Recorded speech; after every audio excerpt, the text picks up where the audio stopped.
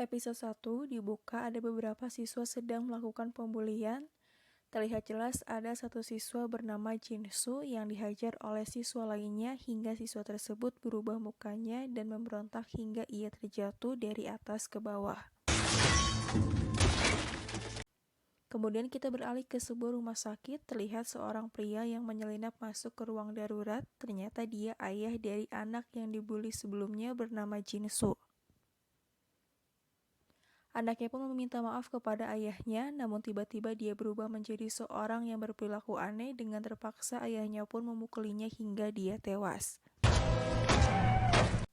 Setelah itu terlihat ayah dari anak yang sebelumnya berjalan tergesa-gesa. Ternyata ayahnya tersebut memasukkan anaknya ke dalam koper. Namun dia yang mengira anaknya sudah tewas, ternyata kini anaknya tersebut masih hidup. Lalu episode 1 pun dimulai. Diperlihatkan ada beberapa kegiatan siswa dan siswi di sekolah bernama SMA Hyosan. Kemudian terlihat beberapa siswa dari kelas yang berbeda-beda sedang melakukan kegiatan. Kemudian diperlihatkan seorang siswi cantik yang tertidur di dalam lab science. Saat akan keluar, dia mendengar suara aneh dari sebuah ruangan di lab tersebut. Saat dia mengeceknya, ternyata hanya sebuah tikus putih biasa. Siswi tersebut menganggap bahwa tikus tersebut hanya tikus biasa, sampai akhirnya tikus itu menggigit salah satu jari dari siswi tersebut. Dari sebuah arah muncullah seorang pria yang merupakan guru dari kelas sains. Guru sains tersebut yang melihat gigitan siswi tersebut lalu menseret dia masuk kembali ke dalam lab dan menyekapnya. Kemudian diperlihatkan kedua pria bernama Changsan dan Gyeongso. Lalu ada Onjo dan Isak yang mencegat mereka berdua. Ternyata hari ini pembukaan restoran ayam goreng dari Ibu Changsan. Ibu Changsan menyuruh teman-temannya menikmati ayam goreng secara gratis. Saat sedang makan, mereka membahas guru sains bernama Guru Lee. Sebagian siswa menganggap Guru Lee ini guru yang aneh karena semenjak anaknya dibully dan hilang, siswa-siswi lainnya sering mencium bau mayat. Satu sekolahan menerima rumor yang katanya Guru Lee ini membunuh putranya sendiri. Mereka pun bergegas kembali pulang di tengah jalan.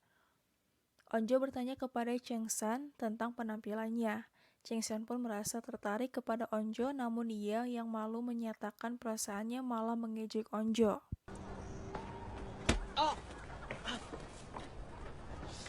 Malam harinya terlihat petugas dari sekolah mengecek dari ruangan demi ruangan.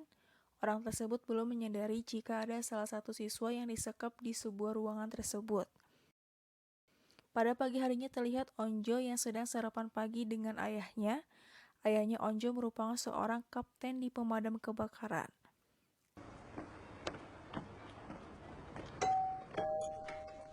Selesai sarapan, Onjo bertemu dengan Gyeongsun yang menunggunya di depan pintu apartemen. Ternyata mereka tinggal bersebelahan di apartemen. Pada saat itu Onjo dan Gyeongsan sedang melakukan permainan batu gunting kertas. Yang kalah akan membawa tas dari pemenang. Onjo yang kalah kini harus membawa tas dari Gyeongsan. Kemudian mereka pun bergegas untuk masuk pergi ke sekolahan. Beberapa siswa sedang bersiap-siap untuk masuk ke dalam sekolahnya. Sebab telat 1 detik pun mereka akan mendapatkan poin hukuman, dan pada saat itu Onjo yang terlambat harus mendapatkan poin hukuman. Kemudian diperlihatkan seorang siswa bernama Suyok melihat berandal sekolah akan melakukan pembulian. Ternyata benar, berandal tersebut sedang melakukan pembulian terhadap seorang wanita dengan menelanjanginya. Siswi tersebut direkam oleh para berandalan dikarenakan memberitahu apa yang telah terjadi kepada sahabat mereka, yang di awal scene itu merupakan sahabat mereka. Bel pun berbunyi, guru pun masuk, dan sistem di Korea saat pembelajaran semua murid mengumpulkan HP-nya terlebih dahulu. Bupak menanyakan kabar Yeonju, tetapi tidak ada yang tahu mengenai kabar Yeonju kini. Yang diketahui anak-anak, Yeonju terakhir membersihkan lab science bersama-sama. Setelah itu tidak ada yang melihat dia kembali.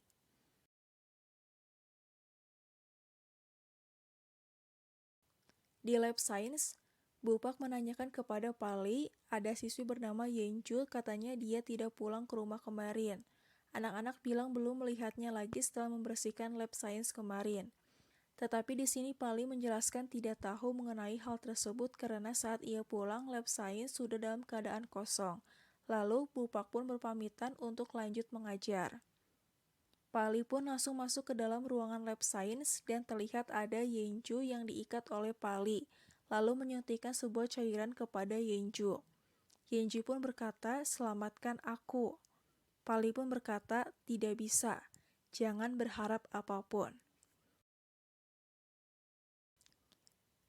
Saat Pali ini mengajar di kelas, terlihat Yenju mulai bereaksi parah sehingga tali yang dikaitkan di kursi terlepas. Kemudian saat pelajaran bahasa Inggris dimulai, tiba-tiba Yenju pun datang ke kelas dan terjatuh. Murid-murid pun dan guru kaget melihat Yenju terluka. Yenju pun berkata guru sains menangkap dan mengurung dirinya hingga menjadi seperti ini. Lalu guru pun membawa Yenju ke UKS dan guru pun menyuruh kepada Namra ketua kelas untuk tetap tenang dan menyuruh mereka agar tetap belajar. Lalu Suyok, Onjo, dan Isak pun membantu Bu Guru untuk membawa Yenju ke ruang UKS. Sesampai di UKS, Yenju langsung diperiksa suhu tubuh, ternyata suhu tubuhnya sangatlah rendah sekali. Yenju pun bilang bahwa guru sains itu memberikan cairan aneh kepada dirinya yang akan membuat dia mati. Tetapi sebenarnya yang kita ketahui bahwa cairan tersebut mencegah lebih lama agar dirinya tidak berubah menjadi zombie. Hingga akhirnya dokter pun langsung memberikan dia cairan bius dan Onjo pun terluka sedikit karena Yenju terus memberontak tidak bisa diam.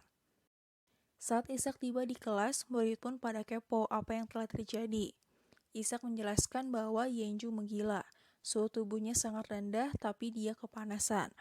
Dia mau menggigit mereka saat diselimuti, lalu tercium bau aneh dari Yenju seperti bau yang sama dengan guru sains yaitu bau mayat busuk. Yenju pun sudah dibawa ke dalam ambulans dan tim akan segera membawanya ke rumah sakit Yosan. Terlihat Onjo yang tergores sedikit sudah diberikan pertolongan oleh ayahnya yang bertugas membawa pasien Yenju. Kemudian Pak Li yang sudah tiba di lab science kaget melihat muridnya yang diikat sudah tidak ada. Tibalah dua orang guru yang memberitahu dirinya bahwa Yenju sudah dibawa ke rumah sakit saat Pak Li akan bergegas ke rumah sakit ditahan oleh kedua orang guru itu dan dibawa ke hadapan kepala sekolah. Pali pun menjelaskan bahwa dia tidak boleh dibawa ke rumah sakit, dia harus dikarantina terlebih dahulu. Tetapi di sini kepala sekolah menjelaskan bahwa seharusnya kalian tidak boleh memanggil ambulans dan polisi, dikarenakan akan ada penilaian sekolah dan masalah ini bisa diselesaikan secara internal. Saat Pali mau bergegas ke rumah sakit, sudah terlambat. Tibalah polisi menangkap Pali dan membawanya ke Polres untuk dimintai keterangan. Kemudian jam istirahat pun berbunyi. Onjo nampaknya tidak fokus. Ia terus melihat ke arah Suyok dan menceritakan apa yang terjadi kepada sahabatnya Isak bahwa Onjo telah memberitahukan perasaannya kepada Suyok. Diperlihatkan seorang dokter sekolah merasa kesakitan di bagian tangannya dan ternyata dia terkena gigitan Yenju saat akan menyuntikkan obat bius. Saat dua orang murid ini menuju kelas, ia melihat dokter sekolahnya aneh dan memvideokannya hingga akhirnya dokter yang sudah berubah menjadi zombie mendengar suara mereka dan mulai beraksi menggigit murid-murid di sekitarnya. Kemudian murid yang sudah terinfeksi virus zombie menggigit murid-murid lainnya.